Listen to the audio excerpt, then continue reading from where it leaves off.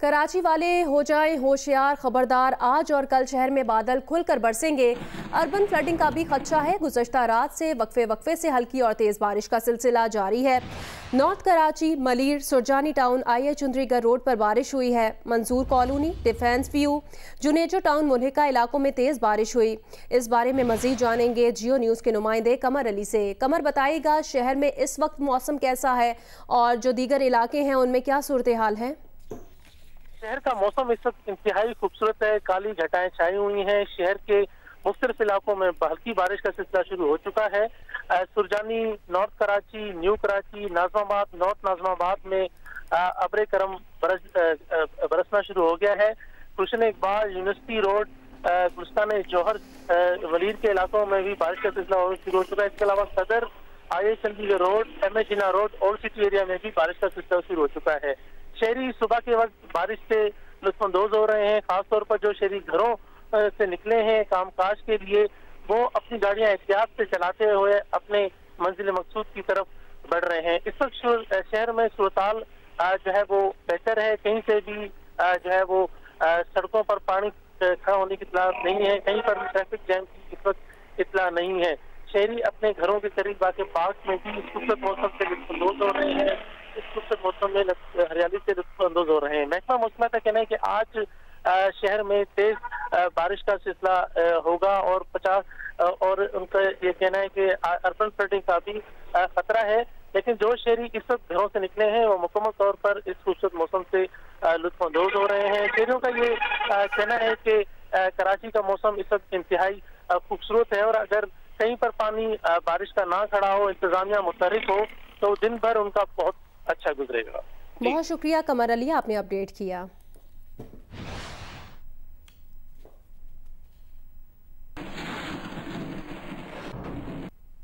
कराची में बारिश से मुतासिर सुरजानी टाउन के मकीनों की मुश्किलात कम ना हो सकें। 4 रोज़ बाद भी मुतासिरा इलाके से पानी नहीं निकाला जा सका। 80% से ज़ायद आबादी नकल मकानी करने पर मजबूर हो गई है। मंगू पीर के तालाब में पानी भर जाने से मगरमच्छ बाहर निकलने की इत्तला झूठ निकली। कराची के इलाके Surjani town, sector 4B, sector 4C में बारिश के 4 रोज बाद भी इलाका मकीनों की मुश्किलात कम ना हो सकी।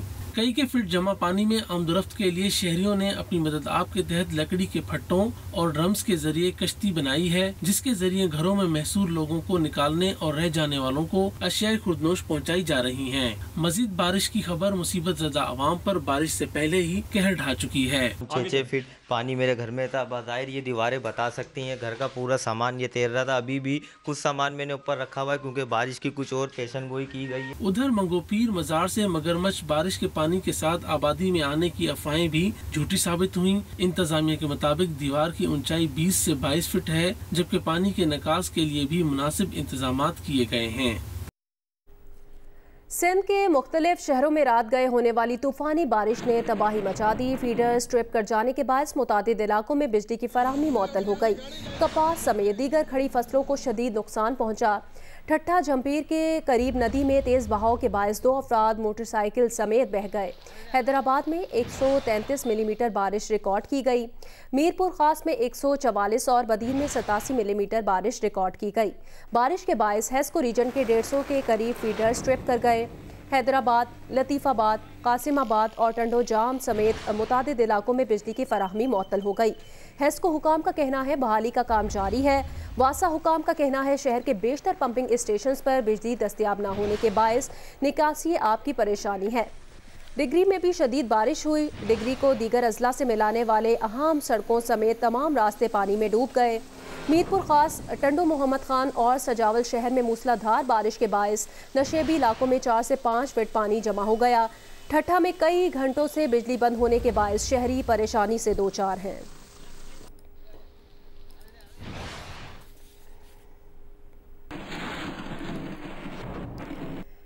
हैदराबाद में गुज़श्ता रोज शुरू होने वाली बारिश का सिलसिला वक्फे से जारी है। शहर के कई नशेबी इलाके ज़ेरे आब आ गए हैं। जिलाई सेक्रेटेरिएट में बारिश का पानी जमा हो गया। इसके अलावा ठंडी सड़क, गद्दू चौक, फुलेली चौक पर भी बारिश का पानी जमा है। हैदराबाद में गुज़श्ता रोज़ शुरू होने वाली बारिश का सिलसिला वक्फे से जारी है। शहर के कई नशेबी इलाके भी ज़ेरे आब आ गए हैं। ज़िले सेक्रेटेरिएट में बारिश का पानी जमा हो गया है। इसके अलावा ठंडी सड़क, गद्दू चौक, फुलेली चौक पर भी बारिश का पानी जमा है। तफसीलात बताएंगे जियो न्यूज़ के नुमाइंदे अली नईम। जी बिल्कुल, हैदराबाद में गुज़िश्ता रोज़ असर के वक्त शुरू होने वाली बारिश का सिलसिला अब तक हैदराबाद में मुसलसल जारी है। हैदराबाद के नशेबी इलाके ज़ेरे आब आ चुके हैं। क्या गुरुनगर के इलाके हों, क्या लतीफ़ाबाद 2 नंबर के इलाके हों, क्या लियाकत कॉलोनी के इलाके हों, क्या क्लॉथ मार्केट के इलाके हों, इन तमाम इलाकों के अंदर इस वक्त सड़कें डूब चुकी हैं। लोग अपने घरों तक महसूर होकर रह गए हैं। महकमा मौसमियात के मुताबिक हैदराबाद के अंदर अब तक 100 मिलीमीटर के करीब बारिश हो चुकी है और हैदराबाद में भी ये बारिश का सिस्टम मज़ीद इसी तरह से बरसते रहने का इम्कान है। हैदराबाद में रात गए जो मूसलाधार बारिश का सिलसिला शुरू हुआ है, जब से शहर के मुताद्दिद इलाकों में बिजली की फराहमी मुकम्मल तौर पर बंद है। Army chief general Qamar Javed Bajwa ने शिमाली वजीरिस्तान में पाक अफगान बॉर्डर का दौरा किया। आर्मी चीफ को बॉर्डर सिक्योरिटी समेत पाक अफगान सरहद पर बाड़ लगाने में पेशरफ्त पर ब्रीफिंग दी गई। DG ISPR के मुताबिक सिक्योरिटी फोर्सेस ने अफगानिस्तान के साथ वजारत नेशनल फूड सिक्योरिटी के मुताबिक दरामदी गंदम का पहला जहाज आज कराची पोर्ट पहुंच जाएगा। आटा 7 रुपये तक फ़ी किलो सस्ता होने की तवक्को है। वजारत नेशनल फूड सिक्योरिटी के हुकाम के मुताबिक निजी शोबे के जरिए पहले बहरी जहाज़ के जरिए 60,804 टन गंदम पहुंच रही है। दरामदी गंदम की इंस्पेक्शन 26 अगस्त को की जाएगी। दरामदी गंदम का दूसरा जहाज 65,000 मैट्रिक टन गंदम लेके 28 अगस्त को कराची पहुंचेगा। हुकाम के मुताबिक दरामदी गंदम पोर्ट पर 43 रुपये फ़ी किलो में पड़ेगी। दरामदी गंदम की पहली 2 शिपमेंट्स फ्लावर मिल्स को फरोख्त हो चुकी हैं।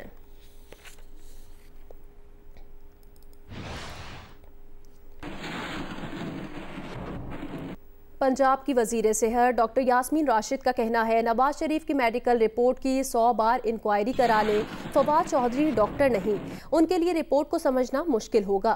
डॉक्टर यास्मीन राशिद ने इन ख्यालात का इजहार जियो न्यूज़ लाहौर के ब्यूरो चीफ रईस अंसारी से गुफ्तगू करते हुए किया। एक्चुअली एक तो क्योंकि वो डॉक्टर नहीं है, उनके लिए समझना ये जो सारी रिपोर्ट्स वगैरह आई थी उनके लिए ज़रा मुश्किल होगा। एक तो ये बड़ी क्लियर होना चाहिए कि जिस बेसिस पे वो दाखिल हुए थे अस्पताल में, वो तो नैब ने रिपोर्ट करवाई थी, हमने तो नहीं करवाई थी। तो नैब ने हमारे पास ये कह के भेजा कि इनके प्लेटलेट्स गिर गए हैं और 12,000 हैं। जो सैंपल्स दिए गए वो सब सैंपल्स यहाँ मौजूद हैं, कस्टडी में हैं डॉक्टर अयाज महमूद के।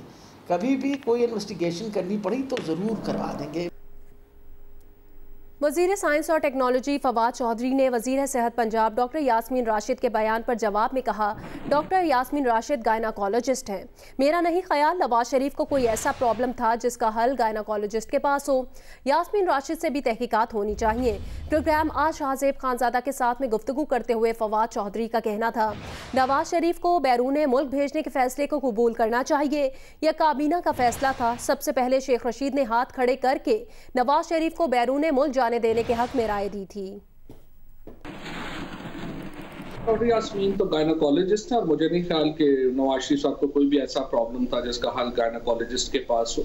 यकीनी तौर के ऊपर जो प्रोब है डॉक्टर इसको प्राइम मिनिस्टर साहब ने सुनन तौर के ऊपर तो पंजाब हुकूमत को अपनी प्रोब खुद इसके ऊपर करना चाहिए। क्या उनको नजर नहीं आ रहा कि नवाज शरीफ साहब किधर है? जो रिपोर्ट मनूबर हुई है उसकी उनको तो खुद करनी चाहिए बजाय इसके कि वो प्राइम मिनिस्टर के अहकामात का इंतजार करें। मेरा ख्याल है जो भी फैसला किया है हमें उसको कबूल करना चाहिए और वज़ीर आज़म का फैसला भी नहीं था। वज़ीर आज़म ने ये फैसला काबीना के सामने रखा था, तमाम काबीना के वुज़रा ने उसके ऊपर अपनी राय दी थी और उसके ऊपर हाथ खड़ा करने का प्राइम मिनिस्टर ने कहा था और उसमें शेख रशीद साहब का हाथ सबसे पहले खड़ा हुआ था। वज़ीर आज़म इमरान खान ने हुकूमती तर्जुमानों के इजलास से खिताब में कहा, मुस्लिम लीग नून ने नवाज शरीफ की सेहत पर सियासत की है। हुकूमत अपोजिशन की ब्लैकमेलिंग में नहीं आएगी। उन्होंने कहा, अदालतों को मतलूब अफराद को वापस लाना हुकूमत की जिम्मेदारी है। वज़ीर आज़म ने कहा, अपोजिशन की तवज्जो मुल्की मफाद नहीं बल्कि नवाज शरीफ को मुकदमात से छुटकारा दिलवाना है। वज़ीर आज़म ने कहा, मईशत से मुतालिक फ़ैसलों के समरात आना शुरू हो गए हैं। अब पूरी तवज्जो बेहतर मुआशी आशारियों के समरात अवाम तक पहुँचाने पर है।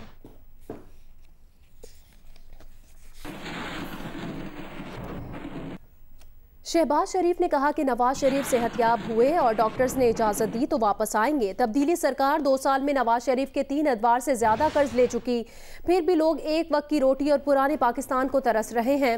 विफाकी वज़रा ने रद्द अमल में कहा, मुल्क में मुआशी, तालीमी और दीगर तबाही के जिम्मेदार पिछली हुकूमत वाले हैं।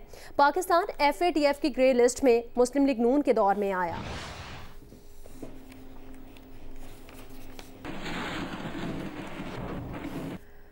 कागान डेवलपमेंट अथॉरिटी के डायरेक्टर जनरल मोहम्मद आसिफ ने कहा, नारान, कागान और शुगरान के सयाहत के लिए बादस्तूर खुले हैं।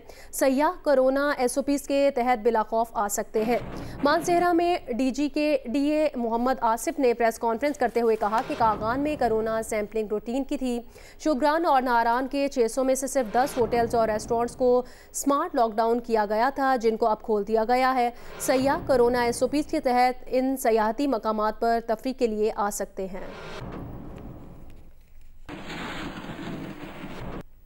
कराची के इलाके डिफेंस में खुदकुशी करने वाली डॉक्टर महाली की मेडिकल रिपोर्ट और शवाहिद में तजादात सामने आ गए। मेडिकल रिपोर्ट के मुताबिक डॉक्टर माहा की कनपट्टी पर उल्टे हाथ से गोली मारी गई। जाए वकुआ के शवाहिद के मुताबिक सीधे हाथ से 9mm पिस्तौल रखकर गोली चलाई।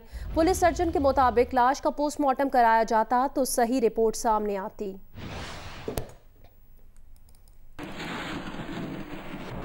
गुजरांवाला में बोरी बंद लाश मिलने के वाक़े का ड्रॉप सीन हो गया। जायदाद के तनाज़े पर मकतूल की बीवी ने अपने भाइयों के साथ मिलकर शोहर को कत्ल किया। मजीद बताएंगे जियो न्यूज़ के नुमाइंदे राना अंसर। गुजरांवाला पुलिस को चंद रोज कबल नंदीपुर नहर से बोरी में बंद एक दुकानदार की लाश मिली। पुलिस ने जब मकतूल अरसलान की बीवी फायजा से पूछताछ की तो उसने पहले लाइल्मी का इजहार किया और कहा कि उसका शोहर कई रोज से घर से लापता था और वो खुद उसे तलाश कर रहे थे। सुबह होने पर पुलिस ने फायजा को हिरासत में लिया तो उसने बताया कि जायदाद के लालच में उसने अपने शोहर को कत्ल किया है। 3 दिन पहले लड़ाई हुई तो मैंने अपने भाइयों को बुलाया, वो भी कहता था अपने भाइयों को बुलाओ आके तुम्हें ले जाए। फिर समझौता हो गया। मेरे भाइयों ने मुझे गोलियाँ दी कि तुम मुझसे खिला के तो हमें बता देना। तीसरे दिन गोलियां खिला के तो उनको फ़ोन किया कि आ जाओ। फिर उन्होंने आके उसको मार के तो बोरी में डाल के तो नहर में फेंक दी। जी आपने बात सुनी, मुलजमा ने अपने जुर्म का इतराफ़ कर लिया है। आला कत्ल भी पुलिस ने बरामद कर लिया है और वाक़या की मज़ीद तहकीकात की जा रही हैं। कोरोना लॉकडाउन के बायस गुज़श्ता 2 माह के दौरान 76% अफराद ने किसी शादी की तकरीब में शिरकत नहीं की। गैलप सर्वे के मुताबिक 24% अफराद ने शिरकत का कहा। मुल्क में कोरोना वायरस के केसेस में कमी का मुस्बत रुझान जारी है और हालात मामूल पर आ रहे हैं, लेकिन क्या अवाम एहतियाती तदाबीर इख्तियार कर रहे हैं? इस बारे में जानने के लिए गैलप पाकिस्तान ने मुल्क भर में 1300 से ज्यादा अफराद से सर्वे किया। सर्वे में अवाम से सवाल किया गया कि क्या गुज़श्ता 2 माह में आपने किसी शादी की तकरीब में शिरकत की है? जवाब में 24% अफराद ने शादी की तकरीब में शिरकत करने का कहा, जबकि 76% अफराद ने किसी भी तकरीब में शिरकत न करने का बताया। सूबों की बुनियाद पर देखा जाए तो तकरीब में शिरकत करने का सबसे ज्यादा खैबर पख्तूनख्वा से 39% अफराद ने कहा, जिसके बाद पंजाब से 23%, सिंध से 22% और बलूचिस्तान से 15% अफराद ने गुज़श्ता 2 माह में शादी की तकरीब में शिरकत करने का कहा। शादी की तकरीब में शिरकत करने का कहने वाले अफराद से मजीद पूछा गया कि क्या तकरीब में SOPs पर अमल दरामद हो रहा था, तो 71% का कहना था कि तकरीब में किसी किस्म के SOPs पर अमल दरामद नहीं हो रहा था, जबकि 29% ने SOPs पर अमल दरामद होने का कहा। गैलप पाकिस्तान ने अवाम से कॉल करने की सूरत में कोरोना वायरस के खतरे से आगाह करने वाले पैगाम के बारे में भी सवाल किया, तो जवाब में अवाम की अक्सरियत यानी 78% ने पैगाम सुनने का कहा, जबकि 22% ने कहा कि उन्होंने ये पैगाम नहीं सुना। सर्वे में अवाम से टेलीस्कूल ट्रांसमिशन पर भी सवाल किया गया, जिसके जवाब में 33% अफराद ने कहा कि उनके बच्चों ने टेलीस्कूल ट्रांसमिशन देखी है, जबकि 67% ने बच्चों के ट्रांसमिशन ना देखने का कहा। सर्वे में ये भी देखा गया कि हालात मामूल पर आने के साथ जुम्मे की नमाज पर जाने का कहने वाले अफराद की शरह में भी इजाफा हो रहा है। गुज़श्ता सर्वे में 65% अफराद ने नमाज जुम्मा की अदायगी का कहा था, जबकि मौजूदा सर्वे में ये शरह 77% नजर आई। जुम्मे की अदायगी ना करने का कहने वाले अफराद की शरह मौजूदा सर्वे में 21% हो गई है। जंग ग्रुप और जियो के editor in chief Mir Shakeel उर रहमान की गिरफ्तारी के खिलाफ मुल्क के मुख्तलिफ शहरों में एहतजाज का सिलसिला जारी रहा। रावलपिंडी में जंग ऑफिस के बाहर एहतजाज किया गया। एहतजाज में सहाफ़ी और सिविल सोसाइटी के नुमाइंदों ने शिरकत की। सीनियर सहाफ़ी आसिफ अली भट्टी, हनीफ खालिद, अमजद अब्बासी, नासिर चिश्ती, नासिर जैदी और मुस्लिम लीग नून के रहनुमा इम्तियाज ताजी का कहना था कि मीर शकील उर रहमान जल्द रिहा होंगे। वर्कर्स की जिद्दोजहद रंग लाएगी। मीर शकील उर रहमान की रिहाई तक जिद्दोजहद जारी रहेगी। लाहौर में डेविस रोड पर जारी एहतजाजी कैंप में इजहार यकजहती के लिए पाक ऑस्ट्रेलिया फ्रेंडशिप सोसाइटी के सदर अरशद नसीम बट, सीनियर सहाफ़ियों, जंग यंग वर्कर्स यूनियन के रहनुमाओं और ओवरसीज पाकिस्तानियों ने शिरकत की। मुजाहिरीन से खिताब करते हुए अरशद नसीम भट्ट का कहना था कि मीर शकील रहमान की गिरफ्तारी मीडिया की आज़ादी सलब करने के लिए अमल में लाई गई है। हुक्मरान उन्हें फिलफौर रिहा करें। पेशावर में जंग, दी न्यूज़ और जियो न्यूज़ के दफातर के सामने एहतजाज हुआ। मुजाहिरीन ने मीर शकील रहमान की गिरफ्तारी को बिलाजवाज करार देते हुए कहा कि उनकी रिहाई तक एहतजाज जारी रहेगा। कोयटा में जंग बिल्डिंग के बाहर मुजाहरा किया गया। मुजाहिरीन का कहना था कि 34 साल पुराने प्रॉपर्टी के केस में मीर शकील रहमान की गिरफ्तारी अफसोसनाक है, उनको फौरी रिहा किया जाए। बहावलपुर में सहाफियों ने अलामती भूख हड़ताल की। एहतजाजी धरना और प्रेस क्लब से रैली निकाली गई। सीनियर सहाफियों ने मीर शकील रहमान की गैर कानूनी गिरफ्तारी की भरपूर मजम्मत की। नवाबशाह में ताजिरों और सहाफियों ने कचहरी रोड पर एहतजाज किया।